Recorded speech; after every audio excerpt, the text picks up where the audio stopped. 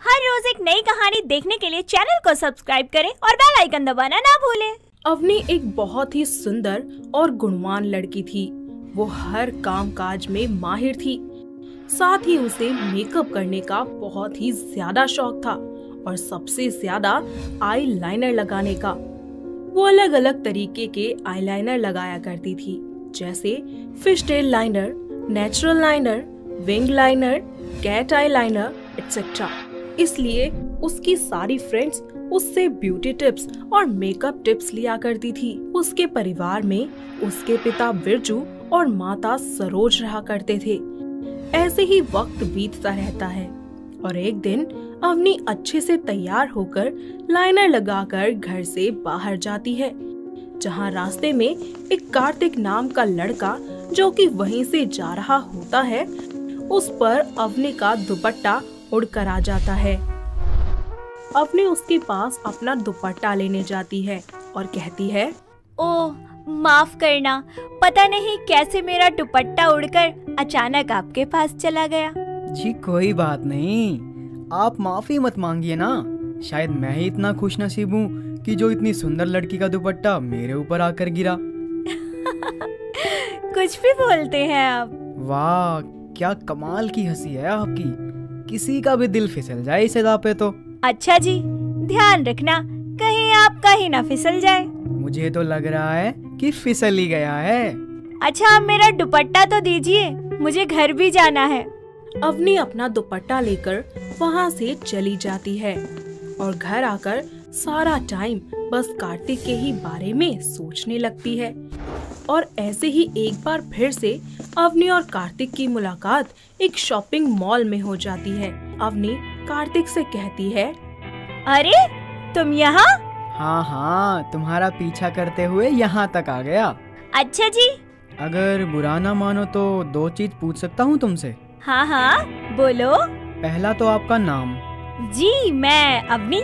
दूसरा, क्या लाइनर लगाती हो यार आप, कसम से गजब ढाती हो।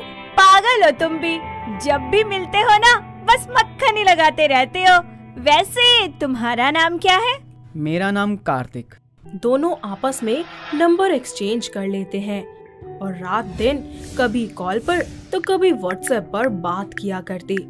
धीरे धीरे उन दोनों को एक दूसरे से प्यार हो जाता है और एक दिन कार्तिक और अवनी दोनों ही अपने प्यार का इजहार कर देते हैं। साथ ही शादी करने का फैसला लेते हैं और अपने परिवार वालों को इसके बारे में बताते हैं। दोनों के परिवार वाले आपस में बात करके कुछ ही समय बाद उन दोनों की शादी करवा देते हैं। शादी के कुछ दिन तक सब कुछ बहुत ही ठीक चलता है, लेकिन एक दिन अवनी की सास शांति देवी के कुछ दोस्त उनके घर पर अवनी को देखने और उसके हाथों का बना खाना खाने के लिए आते हैं। तभी अवनी अपनी सास को अच्छे से तैयार करती है और अपनी ही तरह उसकी आंखों पर भी बहुत ही अच्छा सा विंग लाइनर लगा देती है और सब टेबल पर बैठकर खाना खा रहे होते हैं कि तभी, अरे तो फिर कैसा बना है खाना मेरी बहू के हाथ का? खाना तो मस्त बना है, लेकिन ये बता तूने ये लाइनर किससे लगवाया? इस उम्र में भी एकदम हीरोइन लग रही है। अब मैं इतनी सुंदर हूँ तो क्या करूँ? वैसे ये लाइनर मेरी बहू ने लगा दिया। अवनी अपनी सास की सभी सहेलियों को भी उनकी आंखों पर लाइनर लगा देती है। ऐसे ही समय बीतता जाता है और आए दिन कोई न कोई अवनी से लाइनर लगवाने उसके घर आता ही रहता था। ऐसे में अवनी अपने घर का काम नहीं कर पाती थी और ये सब होता देख उसकी सास को अपनी बहू से जलन होने लगी थी। और एक दिन, अरे बहू, ये सब तू क्या करती रहती है? घर का कोई काम तो तुझसे होता नहीं, बस सबकी आंखें ही सजाती रहती है। माँ जी, आप ही बताइए ना क्या करूँ? रोज रोज कोई ना कोई आ ही जाता है लाइनर लगवाने के लिए। अरे कान खोल के सुन ले, अब तू बस घर का ही काम करेगी, समझी? माँ जी, आप गुस्सा मत कीजिए। ऐसे ही वक्त बीतता जाता है शांति देवी खुद को अपनी बहू जैसा दिखने के लिए लाइनर लगाने की प्रैक्टिस करने के बारे में सोचती है और बाजार से सस्ता सा खराब लाइनर खरीद कर ले आती है और घर पर आकर शीशे के सामने लाइनर लगाना शुरू कर देती है।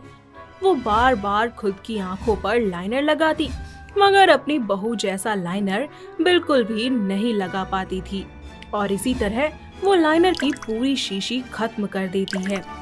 शांति देवी जैसे ही लाइनर की शीशी को अपने हाथ में ऊपर उठाकर देखती है कि बचा हुआ लाइनर उसकी आंखों में गिर जाता है, जिससे वो जोर जोर से चिल्लाने लगती है। हाय हाय अवनी, जल्दी आ। माँ जी क्या हुआ आपको? सब ठीक तो है ना? हे भगवान, ये सब कैसे हो गया? रुकिए मैं कुछ करती हूँ माँ जी। अवनी जल्दी से अपनी सास की आंखों को ठंडे पानी से धोती है, पर शांति देवी की आंखों की जलन कम होने का नाम ही नहीं लेती। अवनी जल्दी से उनको हॉस्पिटल ले जाती है, जहां डॉक्टर उनका इलाज करके बताते हैं। जी देखिए, लो क्वालिटी का केमिकल वाला लाइनर लगाने से इनकी आंखों को बहुत ही नुकसान पहुंचा है। अब हमें कुछ टेस्ट करने होंगे इनके, तभी हम आगे कुछ कह सकते हैं। अवनी कार्तिक को भी कॉल करके हॉस्पिटल बुला लेती है और उसे सारी बात बताती है, जिसे सुनकर कार्तिक गुस्से से तिलमिला जाता है और बोलता है, सब तुम्हारी वजह से हुआ है अवनी। तू जो ये लाइनर क्लास देती फिर रही है ना, देखो क्या नतीजा मिला है मेरी माँ को। ये कैसी बातें कर रहे हैं आप कार्तिक जी? उस वक्त मैं खाना बना रही थी, मुझे नहीं पता कब कैसे क्या हुआ। तो और किसको कहूँ, मेरी ही गलती थी जो तुम जैसी लाइनर की दुकान को अपने घर ले आया। कार्तिक जी, माँ जी के साथ जो भी हुआ उसका दुख मुझे भी है, लेकिन इसका मतलब ये नहीं कि आपके मुंह में जो भी आएगा आप बोलते जाएंगे। तभी डॉक्टर वहाँ आते हैं और उनसे कहते हैं, जी देखिए, हमने शांति जी का ट्रीटमेंट तो कर दिया है, बट वो कितना सफल रहा यह जानने के लिए हमें 24 घंटे का वेट करना होगा। अगर तब भी उनको दिखाई नहीं देता तो बहुत मुश्किल हो जाएगी। 24 घंटे बाद डॉक्टर शांति देवी का फिर से आई चेकअप करते हैं और तब पता चलता है कि उनकी आंखें केमिकल की वजह से खराब हो चुकी है, जिसके कारण उनका ऑपरेशन करना होगा। जिसके बाद शांति देवी को हमेशा के लिए उनकी आंखों पर चश्मा लग जाता है। कुछ ही समय बाद डॉक्टर शांति को घर ले जाने के लिए कह देते हैं और यहाँ कार्तिक बोलता है, अवनी, जो हुआ सो हुआ, अब कुछ नहीं होना चाहिए मेरी माँ को। उनका पूरा ख्याल रखना होगा अब तुम्हें, ताकि उन्हें कोई तकलीफ ना हो। जी ठीक है, मैं ख्याल रखूंगी। हाँ, मुझे बस और कुछ नहीं चाहिए। अरे नहीं बेटा, ऐसा कुछ नहीं है। मेरे साथ जो कुछ भी हुआ उसमें बहू की कोई गलती नहीं थी, बल्कि मेरी ही गलती थी। अरे मैं ही अवनी को नीचा दिखाना चाहती थी, इसीलिए तो मैंने अपना ये हाल बना लिया। कार्तिक के इतना कहने के बाद शांति देवी उसे पूरे हादसे के बारे में बताती है कि जो कुछ भी उसके साथ हुआ था उसमें सिर्फ और सिर्फ उसी की गलती है, ना कि अवनी की। मुझे माफ कर दो अवनी, मैंने गुस्से में पता नहीं तुम्हें क्या क्या बोल दिया। अरे नहीं कार्तिक जी, आप माफी मत मांगिए। मैं जानती हूँ कि आपको कैसा लगा होगा माँ जी को इस हाल में देखकर। कार्तिक बड़े ही प्यार से अवनी को गले लगा लेता है। साथ ही शांति देवी को भी सबक मिलता है कि जरूरत से ज्यादा चालाकी दिखाना हमारे लिए कितना गलत है। इस तरह सभी लोग एक साथ मिलकर खुशी खुशी रहने लगते हैं। आरती बचपन से ही इयररिंग की शौकीन थी और कानों में बालियां पहनने का उसे बहुत शौक था, जिसके चलते उसने छोटी सी उम्र में ही अपने कान छिदवा लिए थे। वो आए दिन तरह तरह के इयररिंग कानों में पहना करती थी। उसकी माँ विनीता और पिता मुकेश ने कार्तिक नाम के एक लड़के का रिश्ता देखा था, जो अपनी माँ गरिमा के साथ आरती के घर उसे देखने और रिश्ता पक्का करने आता है। आरती बहुत ही बड़े झुमके पहनकर उनके सामने आती है। जी ये देखिए मेरी बेटी। जी आपकी बिटिया तो बहुत ही खूबसूरत है, लेकिन इसके कान के झुमके कुछ ज्यादा ही बड़े नहीं हैं। आंटी जी, वो मुझे ना इयररिंग पहनने का बहुत ही शौक है। देखो कितने अच्छे लग रहे हैं मुझ पर, है ना? हाँ हाँ, लेकिन इतने बड़े भी नहीं पहनने चाहिए, इसके कान इतना वजन सह लेते हैं। अरे मैंने सह लिया तो इसका मतलब मेरे कानों ने भी सह लिया। तो बहन जी रिश्ता पक्का कर दे? जी जी बिल्कुल बहन जी। इस तरह उन दोनों के घर वाले आपस में बात करके रिश्ता पक्का कर देते हैं और कुछ ही दिनों बाद आरती की और कार्तिक की शादी हो जाती है। शादी के कुछ दिन तक तो सब कुछ ठीक चलता है। वो अच्छी बहू की तरह अपने घर की सारी जिम्मेदारियां अच्छे से संभाल लेती है, पर उसकी इयररिंग पहनने की आदत में कोई सुधार नहीं आता। वो कभी बड़ी बड़ी बालियां, तो कभी झुमके, तो कभी अलग अलग तरीके के स्टाइलिश इयररिंग पहना करती। ऐसे ही एक दिन वो बहुत ही हैवी इयररिंग पहनकर मार्केट जाती है, जहाँ से आने के बाद उसके कानों में बहुत ज्यादा दर्द होने लगता है। मेरे कान, माँ जी, मेरे कानों में बहुत दर्द हो रहा है। अरे तुझे मना किया था मत पहना कर इतना बड़ा बड़ा झुमका। देख क्या हाल हो गया तेरे कान का, कितने लाल हो गए हैं ये। चल एक काम कर, बर्फ से सिकाई कर ले अपने कानों पर, ठीक हो जाएंगे। और अब से हल्के और सोने के ही झुमके पहनेगी तू। नहीं नहीं माँ जी, मुझे नहीं पहननी सोने की ज्वेलरी, वो कितनी बोरिंग होती है। आर्टिफिशियल ज्वेलरी कितनी अट्रैक्टिव, कलरफुल और डिजाइन वाली होती है। सोना तो बस पीला सा लगता है। अच्छा, जानती भी है सोने की कितनी कीमत है, कितना काम आता है ये। मैं ना आपको अपनी सारी इयररिंग दिखाती हूँ, आप सोने को भूल जाओगी। आपको पता है कितने अच्छे, खूबसूरत और बड़े बड़े इयररिंग है मेरे पास। अरे तुझसे बात करना मतलब भैंस के आगे बीन बजाना है, रोती रहे पकड़ के कान। वक्त बीतता जाता है, पर आरती की आदत में कोई सुधार नहीं आता। अब उसे बाजार जाना हो या ऑनलाइन शॉपिंग करनी हो, वो बस इयररिंग ही खरीद कर लाती थी। देखते ही देखते वो बहुत सारे इयररिंग के पेयर्स जमा कर लेती है, इतने कि अगर तराजू में रख कर तोलो तो आरती के वजन के बराबर इयररिंग थे उसके पास। पर फिर भी उसका मन नहीं भरता, वो आए दिन नए नए इयररिंग खरीदती ही रहती। ऐसे ही एक दिन वो अपने पति के साथ शॉपिंग करने जाती है। यहाँ भी वो बस इयररिंग ही खरीदती है और ऐसे ही एक कॉस्मेटिक शॉप के बाहर खड़ी हो जाती है, जहाँ बहुत सारे सुंदर सुंदर बड़े बड़े इयररिंग्स थे।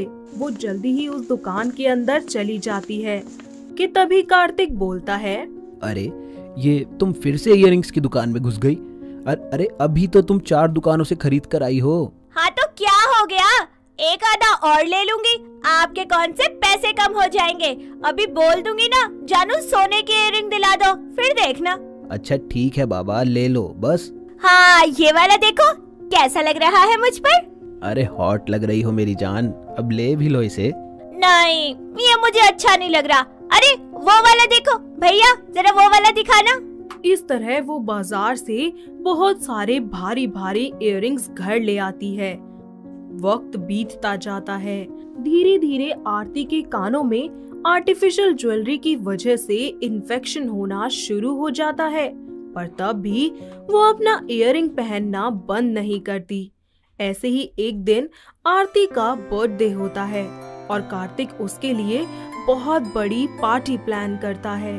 आरती शाम को जब अपने बर्थडे पार्टी में हैवी ड्रेस और इयररिंग पहनकर आती है तो सब लोग उसे देखकर उसकी बहुत तारीफ करते हैं।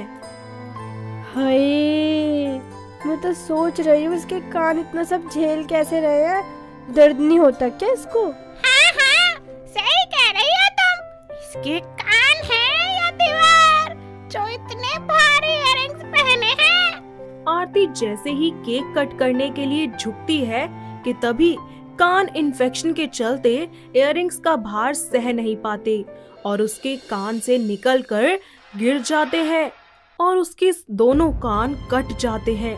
साथ ही वो दोनों इयररिंग्स केक के ऊपर गिर जाते हैं और आरती के कानों से खून बहने लगता है। कार्तिक कार्तिक मेरे कान। आरती क्या हुआ? अरे अरे क्या हुआ? ये हुआ कैसे? देखो कितना खून निकल रहा है। तुम रुको, घबराओ मत, मैं अभी डॉक्टर को बुलाता हूँ। हाय, कितनी बार समझाया था तुझे कि मत पहन इतने भारी भारी झुमके, लेकिन मेरी ढीठ बहू सबके सामने अपनी कान कटवा दी। माँ बस भी करो, उसको दर्द हो रहा है और आप हो कि उसे सुनाए जा रहे हो। माफ करना आप सब, लेकिन आप सब यहाँ से चले जाओ क्योंकि मुझे ही इसका ध्यान रखना पड़ेगा। थोड़ी देर बाद डॉक्टर आकर आरती को देखते हैं और उसके कानों की सफाई करते हैं और उसे पट्टी बांधकर कहते हैं, देखिए इनके कानों में इन्फेक्शन होने की वजह से इनके कान कट गए हैं और ज्यादा आर्टिफिशियल ईयरिंग पहनने की वजह से इनके कान और खराब हो जाएंगे और फिर हमें इनके कानों को काटना ही पड़ेगा। ये सब कहकर डॉक्टर वहाँ से चले जाते हैं और कार्तिक अपनी बीवी का बहुत ही अच्छे से ध्यान रखता है। कुछ ही दिनों बाद उसके कान तो ठीक हो जाते हैं, लेकिन वो बीच में से कट चुके होते हैं, जिसकी वजह से आरती अब अपने कानों में कुछ भी पहन नहीं पाती और उसे बहुत दुख होता है। साथ ही उसे अपनी हालत देखकर अपनी गलती का एहसास भी होता है और वो अपनी सास से माफी मांगती है। माँ जी सब मेरी गलती है, जो भी हुआ सब मेरी वजह से हुआ, मुझे माफ कर दीजिए। मुझे आपकी बात मान लेनी चाहिए थी और इयरिंग पहनना बंद कर देना चाहिए था, पर मैंने आपकी बात नहीं मानी और अपना ये हाल कर लिया। अरे तो रो क्यों रही हो तुम? अरे बाबा, तुम तो ऐसे ही बहुत सुंदर लगती हो, चाहे तुम एक बस बिंदी लगा लो और देखना कितनी हॉट लगती हो तुम। अच्छा, मेरे सामने ही शुरू हो गया तू? वैसे कह तो सही रहा है तू। हाँ तो कोई बात नहीं, अब से मैं ऐसे ही रहूंगी। इस तरह आरती को ये समझ आ जाता है कि किसी भी चीज को जरूरत से ज्यादा उपयोग नहीं करना चाहिए। वो हमारे लिए गलत साबित होता है और हमें ही तकलीफ दे सकता है। साथ ही आरती अपनी इयरिंग पहनने की आदत हमेशा के लिए खत्म कर देती है, जिसके बाद सभी लोग मिलकर एक साथ खुशी खुशी रहने लगते हैं। गौरी अपने नाम की तरह ही बहुत ज्यादा गोरी लड़की थी। उसका रंग रूप और खूबसूरती देखकर हर कोई उसका दीवाना हो जाता था। उसे अपनी खूबसूरती पर बहुत ही ज्यादा घमंड था। उसकी शादी के लिए बहुत सारे लड़कों के रिश्ते आते थे, पर गोरी को तो लड़का अपनी ही तरह गोरा और चिट्टा चाहिए था, जिसके चलते वो सभी लड़कों में कोई ना कोई कमी निकालकर उनको रिजेक्ट कर देती थी। उसकी माँ सीमा और पिता राजेश उसकी शादी के लिए बहुत ही ज्यादा चिंतित थे। ऐसे ही एक दिन उसके लिए दीपक नाम के बहुत ही गोरे लड़के का रिश्ता आता है। वो अपनी माँ कुसुम, जिसका रंग थोड़ा दबा हुआ था, उनके साथ गौरी को देखने उसके घर आता है। गौरी कुसुम को देखकर बुरा सा मुंह बना लेती है। अरे वाह बहन जी, आपकी बेटी तो एकदम हीरा है। अरे दूर से ही चमक रही है। जी बहन जी, और अब मेरे घर का हीरा आपके घर की चमक बढ़ाएगा, चमचमाचम। हाँ बहन जी, सही कह रहे हैं आप। अरे हमारे पूरे खानदान में इतना गोरा कोई नहीं है। दोनों परिवार वाले आपस में बात करके रिश्ता पक्का कर देते हैं और कुछ ही दिनों बाद दोनों की धूमधाम से शादी हो जाती है। शादी के कुछ दिन तक तो सब कुछ ठीक चलता है, पर गोरी को हमेशा ही उसकी सास के रंग से दिक्कत होती थी। वो ना उनसे ज्यादा बात करती थी और ना ही उन्हें अपने पास आने देती थी, और गलती से भी वो उसके पास आ जाती तो वो तुरंत वहाँ से चली जाती थी। कुसुम को अपनी बहू का ऐसा बर्ताव देखकर बहुत दुख होता था, पर वो कभी भी अपनी बहू को कुछ नहीं कहती थी। ऐसे ही एक दिन, अरे बहू, कहाँ है तू? बेटा जरा यहाँ तो आना। जी माँ जी, कहिए। ला बहू, अपना हाथ दे, तुझे ये कंगन पहनाने हैं। अरे ये हमारे सोने के पुश्तैनी कंगन है, अब इस पे तेरा अधिकार है। हाँ तो मैं खुद पहन लूंगी, लाइए दीजिए मुझे, और जरा दूर रहिए मुझसे। क्या हुआ बेटा? मैं देख रही हूँ जब से तू इस घर में बहू बनकर आई है तब से तू मुझसे दूर दूर रहती है, मुझसे बात नहीं करती। कोई परेशानी है क्या? अरे मैं तेरी माँ जैसी हूँ, अगर कोई बात है तो मुझे तू बता सकती है। मैंने कहा ना दूर रहिए मुझसे, क्यों छू रही हैं मुझे? वरना आप मुझे अपनी तरह काला कर देंगी और मुझे आपकी तरह ना मकौड़ा नहीं बनना। अरे बहू, पागल हो गई है क्या? अरे भला छूने से कोई काला हो जाता है क्या? ला हाथ दे अपना, मैं पहना देती तुझे ये कंगन। आपको समझ नहीं आ रहा माँ जी, बोल दिया ना दूर रहिए, फिर क्यों चिपक रही है जबरदस्ती मुझसे? बहू ये तो क्या बोली जा रही है? अभी तक मैं तेरा ये मजाक सहन कर रही थी, लेकिन अब नहीं करूँगी। ये आपको मजाक लगता है, लेकिन मुझे नहीं। मैं एकदम सच कह रही हूँ, मुझे आप बिल्कुल पसंद नहीं है और मेरे पास आने की तो बिल्कुल जरूरत नहीं है आपको। तभी वहाँ दीपक आ जाता है और गौरी को इस तरह बदतमीजी करता देख उसे बहुत तेज गुस्सा आता है। गौरी, तुम्हारी हिम्मत कैसे हुई मेरी माँ से इस तरह बात करने की? अरे कोई शर्म लिहाज है कि नहीं तुम्हें? अरे दीपक जी, आपको नहीं पता इन काले लोगों के बारे में। ये ना हम गोरों से जलते हैं और हमें ना अपना जैसा बनाना चाहते हैं ताकि कोई इनका मजाक न उड़ाए। मुंह बंद करो अपना। और जिनके बारे में तुम बोल रही हो ना, वो मेरी माँ है। तो मैं भी आपकी पत्नी हूँ और याद रख लीजिए, आज तो मैंने आपको माफ कर दिया। अगर आज के बाद मेरे ऊपर हाथ उठाया ना तो मुझसे बुरा कोई नहीं होगा। गौरी गुस्से से तनतनाती हुई वहाँ से चली जाती है। वक्त बीतता जाता है और दिन पर दिन गौरी की बदतमीजियाँ बढ़ती ही जाती है। कुसुम घर में शांति बनाए रखने के लिए अपनी बहू से दूरियां बनाना शुरू कर देती है, तो वहीं गौरी भी अपनी सास के साथ नौकरों जैसा सलूक करने लगती है। ना तो वो उसके झूठे बर्तन धोती और ना ही उनके कपड़े धोती। वो हमेशा ही रंग को लेकर भेदभाव करती रहती थी। गौरी को सबक सिखाने के लिए दीपक एक प्लान बनाता है और उसके खिलाफ एक झूठी FIR दर्ज करवा देता है। और अगले दिन पुलिस गौरी को अरेस्ट करने के लिए घर आ जाती है। यहाँ गौरी कौन है? जी मेरा नाम है गौरी, कहिए क्या काम है?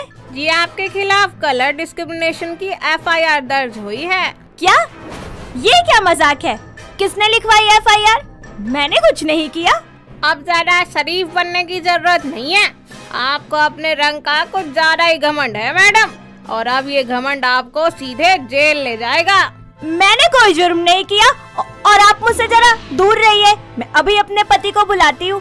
सुनिए सुनिए, यहाँ आइए, देखिए ये लोग मुझे जबरदस्ती ले जा रहे हैं। तभी दीपक वहाँ आता है। जी देखिए ना, ये लोग मुझे जेल ले जा रहे हैं। सर इनके खिलाफ कंप्लेंट दर्ज हुई है कि ये लोगों के काले रंग से दूर भागती हैं और उन्हें धिक्कारती हैं, साथ ही भेदभाव भी करती हैं, जो कि कानूनन एक जुर्म है। हाँ तो मैंने इसमें क्या गलत किया?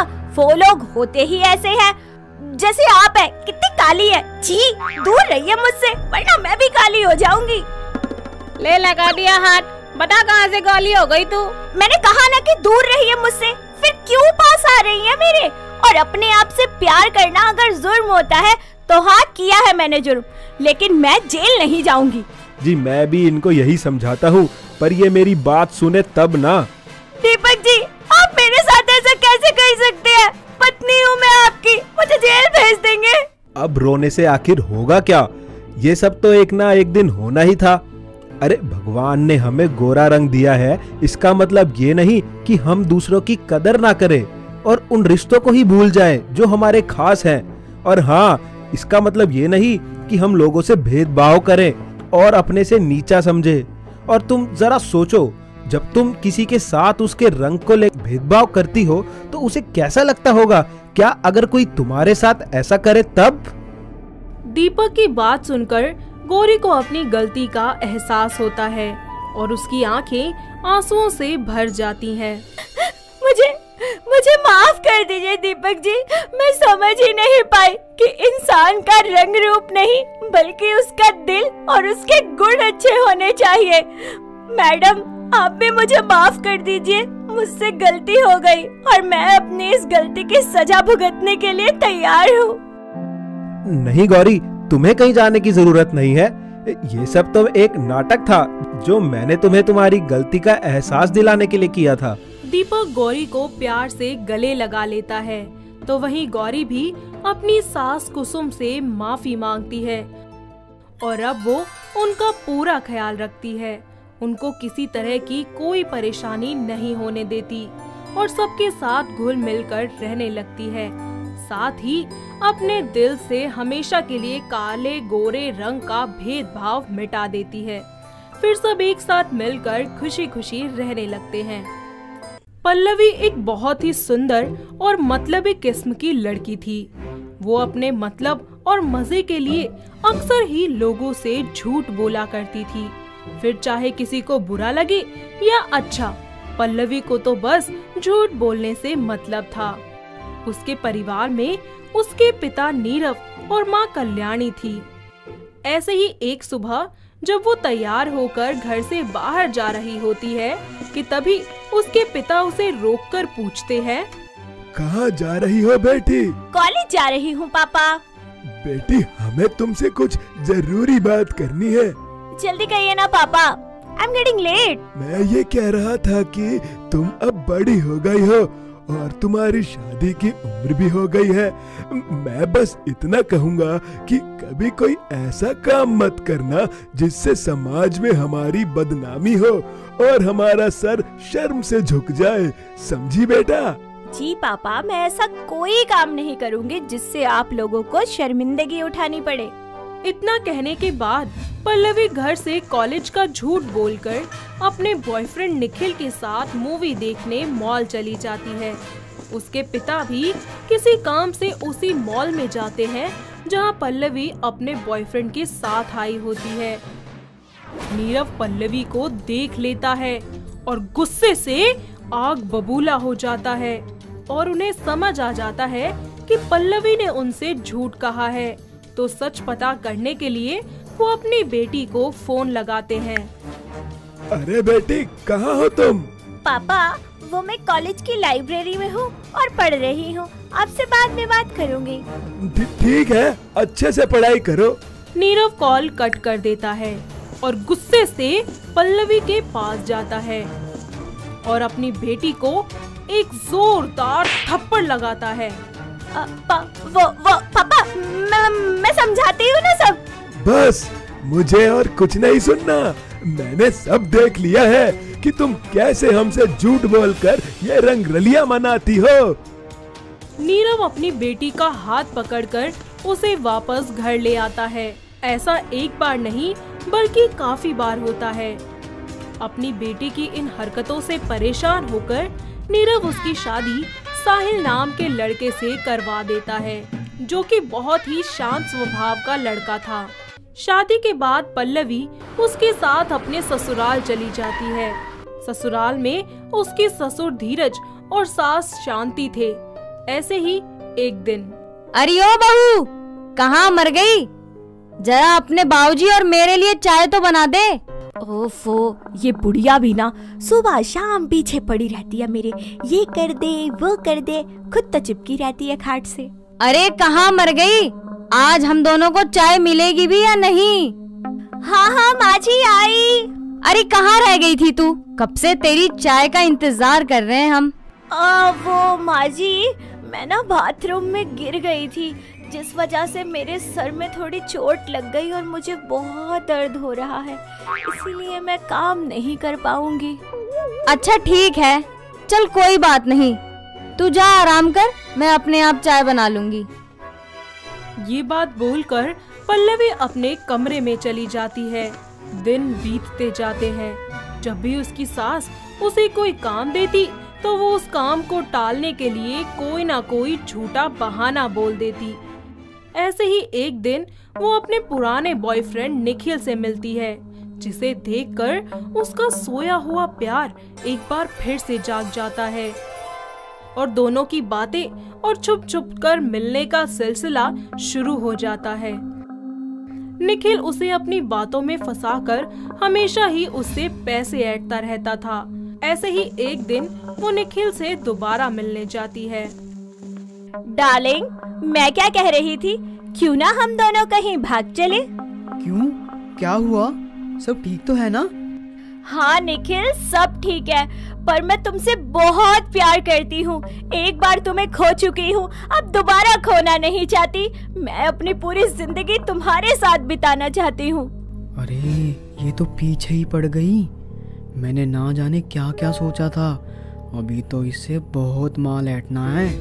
ओ हेलो, कहाँ खो गए? अब बताओगे भी या यूं ही सोचते रहोगे? डार्लिंग तुम ना बिल्कुल सही कह रही हो। तुम बस एक काम करना, अपने घर से सारे गहने और जवाहरात लेकर आ जाना। उसके बाद हम कहीं दूर भाग चलेंगे। Okay darling. पल्लवी वहाँ से वापस अपने घर आ जाती है। शाम को जब उसका पति घर आता है तो उससे बात करता है। साहिल, वो मैं क्या कह रही थी कि जयपुर में मेरी दोस्त नेहा की शादी है और उसने मुझे स्पेशली इनवाइट किया है। पर पल्लवी, मुझे तो यहाँ बहुत काम है, मैं तो नहीं चल पाऊंगा। तुम्हें अकेले ही जाना पड़ेगा। ओ तेरी, ये तो सोने पे सुहागा हो गया। अरे पल्लवी, कहाँ खो गई? कुछ नहीं, यही सोच रही थी कि अगर मैं अकेली जाऊंगी तो उसे बुरा लगेगा। कोई नहीं, मैं कोशिश करूंगा कि काम को जल्दी से निपटाकर तुम्हारे साथ चल सकूं। अरे नहीं नहीं, अगर आप नहीं आ सकते तो कोई बात नहीं, मैं अकेले मैनेज कर लूंगी। और वैसे भी काम को इम्पोर्टेंस देना ज्यादा जरूरी है। ऐसे ही पल्लवी अपने घर के सारे जेवर और पैसा लेकर ट्रेन से जयपुर निकल जाती है, जहां रास्ते में उसे निखिल मिलता है। वो दोनों जयपुर जाकर एक होटल में रूम लेते हैं और पार्टी करने लगते हैं। निखिल पल्लवी के जूस में कुछ मिला देता है जिससे वो बेहोश हो जाती है। अगली सुबह जब वो उठती है तब उसे कहीं पर भी निखिल नहीं मिलता, ना ही उसके जेवर और ना ही उसे पैसे दिखाई देते हैं। वो ये सब देखकर बहुत ही दुखी और परेशान हो जाती है। उसे समझ आ जाता है कि निखिल उसे धोखा देकर वहाँ से चला गया है। साथ ही उसे अपनी गलती का भी एहसास होता है, क्योंकि अब वो ना तो वापस घर लौट सकती थी और ना ही उसके पास आगे बढ़ने के लिए पैसे बचे थे। वो पछतावे के लिए वहाँ से अपने घर वालों के पास वापस लौटती है ताकि किसी तरह उनसे माफी मांग सके। और तब उसकी सास उससे कहती है, आ गई महारानी अपनी दोस्त की शादी से पूरे पैसे और जेवर लुटाकर। माँ जी मुझे माफ कर दीजिए। आहा, तुझे माफ करूं? अरे तुझे माफ करे मेरी जूती, झूठी एक नंबर की। पता नहीं कितने झूठ बोले हैं तूने अब तक। पल्लवी, उठो यहाँ से और निकल जाओ अभी मेरे घर से। साहिल जी, प्लीज मेरी बात सुनिए ना एक बार, प्लीज। मुझे माफ कर दीजिए। मुझे पता है मुझसे गलती हो गई और उस गलती की कोई माफी भी नहीं है, लेकिन मैं थोड़ा बहक गई थी। प्लीज मुझे माफ कर दीजिए, मुझे घर से मत निकालिए। पल्लवी की बातें सुनकर शांति उससे दया जताती है और बोलती है, बेटा साहिल, अब इसे माफ भी कर दे। इसे अपनी गलती का एहसास हो गया है। हाँ साहिल जी, मैं वादा करती हूँ आज के बाद कभी झूठ नहीं बोलूंगी, कभी कोई बात नहीं छुपाऊंगी और हमेशा अपने परिवार का और आपका साथ दूंगी। अपनी माँ के कहने और पल्लवी की इतनी मिन्नतें करने के बाद साहिल उसे माफ कर देता है, जिसके बाद पल्लवी उससे वादा करती है कि वो आज के बाद ऐसा कुछ नहीं करेगी। वो अपनी सास की सेवा करने लगती है और साथ ही अपने परिवार की सारी जिम्मेदारियां अच्छे से संभालती है। और साहिल भी धीरे धीरे सारी पुरानी बातें भुला देता है, जिसके बाद सभी लोग खुशी खुशी अपनी जिंदगी में आगे बढ़ते हैं। तो दोस्तों, कैसी लगी आपको हमारी ये झूठ बोलने वाली बहू? क्या आपके घर के आसपास भी है कोई ऐसी बहू जो आए दिन इसी तरीके से झूठ बोलती हो? अगर हाँ, तो उसे ये वीडियो दिखाइए और हमें जल्दी से बताइए। दोस्तों, अगर आपको ये कहानी पसंद आई तो इसे लाइक करें, शेयर करें और कमेंट करके बताएं कि कहानी में आपको सबसे अच्छा क्या लगा।